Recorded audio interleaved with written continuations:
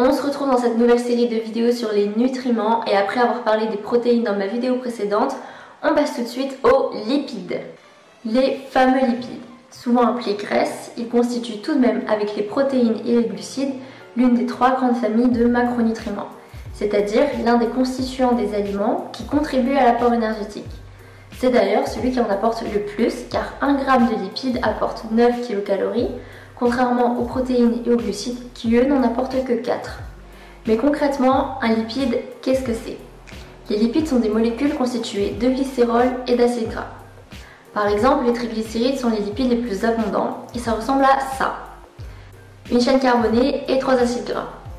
Ces acides gras sont apportés par l'alimentation et pour certains d'entre eux, ils sont synthétisés par l'organisme. Pourquoi faut-il manger des lipides?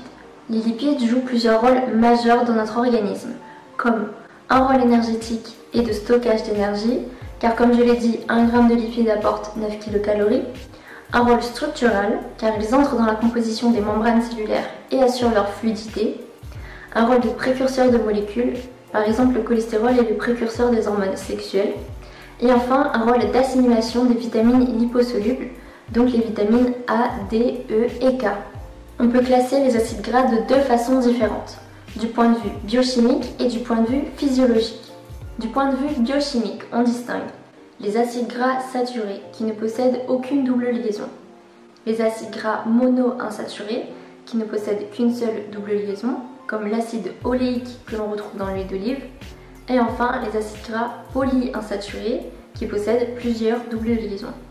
Du point de vue physiologique, on distingue les acides gras indispensables et conditionnellement indispensables qui constituent ensemble ce que l'on appelle les acides gras essentiels. Les acides gras indispensables sont nécessaires au bon fonctionnement de notre organisme, mais on ne sait pas les fabriquer. Tandis que les acides gras conditionnellement indispensables sont également nécessaires à notre organisme, mais on sait les fabriquer si leur précurseur est apporté par l'alimentation. Sans ce précurseur, ces acides gras deviennent donc indispensables. Et la deuxième catégorie d'acides gras sont les acides gras non indispensables ou non essentiels.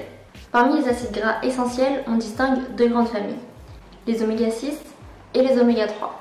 À partir des oméga 3, on synthétise deux molécules très intéressantes, l'EPA et le DHA, mais en quantité trop faible pour le DHA. Parmi les acides gras non essentiels, on trouve l'acide oléique contenu dans l'huile d'olive, les acides gras saturés comme l'acide laurique, myristique et palmitique, qui sont des acides gras saturés à longue chaîne et qui, en excès, peuvent être athérogènes, c'est-à-dire qu'ils peuvent entraîner la formation d'athéromes dans les artères. En gros, ils peuvent boucher vos artères.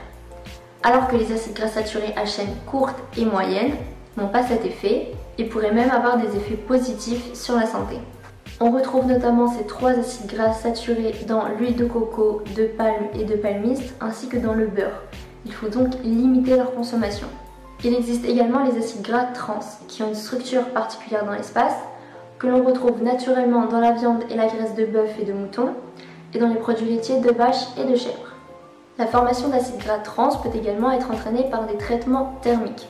Et on les retrouve donc dans les agents de texture, les conservateurs et les désodorisants des produits ultra transformés. L'Autorité européenne de sécurité des aliments indique que les acides gras trans augmentent le risque de maladie cardiaque et qu'il faut donc n'en consommer qu'en faible quantité, quelle que soit leur origine. Et le cholestérol dans tout ça. Et oui, j'ai mis mes lunettes parce que j'ai mal aux yeux. Eh bien, contrairement à ce que l'on peut entendre, c'est une molécule indispensable à toutes les cellules de notre organisme, où il assure plusieurs rôles.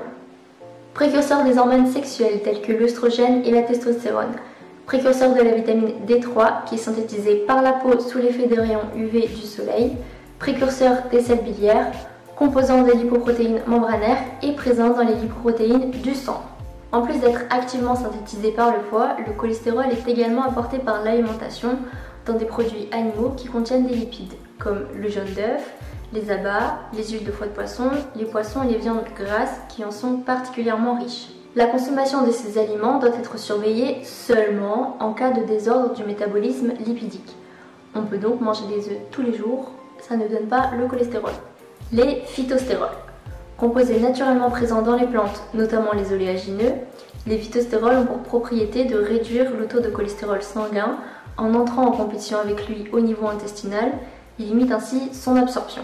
On les trouve notamment dans les margarines au phytostérol. Cependant, cette réduction du taux de cholestérol sanguin en réponse au phytostérol présente une grande variabilité individuelle et à ce jour, on ne connaît pas les conséquences d'une augmentation de la concentration plasmatique en phytostérol sur les risques cardiovasculaires. Donc, à moins que votre médecin vous recommande de consommer des produits à base de phytostérol par rapport à un problème de santé, je pense qu'il vaut mieux privilégier une alimentation équilibrée. Où trouve-t-on les lipides? Eh bien, à la fois dans les produits animaux, comme dans le beurre, les œufs, les poissons, les fromages, les viandes et les charcuteries, que dans les produits végétaux, comme dans les huiles et les oléagineux, et que dans les produits transformés, comme les viennoiseries et les barres chocolatées, etc. Quant aux acides gras essentiels, on les trouve pour les oméga 6 dans les végétaux, les huiles de tournesol, de maïs, de soja et de pépins de raisin, et pour les oméga 3 dans les huiles de noix, de colza, de soja, de germe de blé et bien évidemment dans les poissons gras. Quelle quantité de lipides faut-il consommer?